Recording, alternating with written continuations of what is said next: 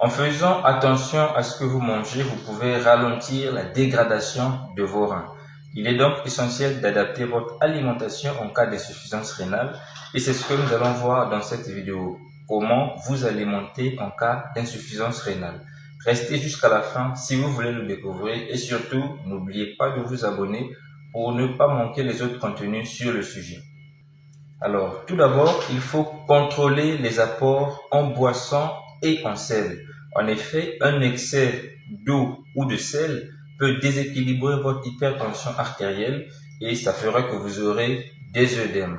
Donc, il est conseillé de consommer 1,5 litre de boisson par jour, c'est-à-dire, y compris le thé, de l'eau, toutes ces boissons doivent faire 1,5 litre, pas plus.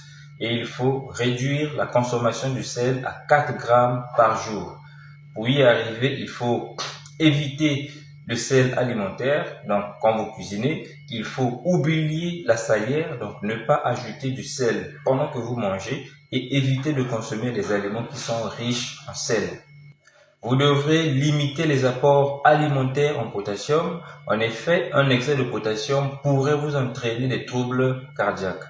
Le potassium est présent dans certains aliments, je vous en cite quelques-uns. C'est le cas du chou, des épinards, des cacahuètes, le cacao, les céréales, les légumes, les pommes de terre.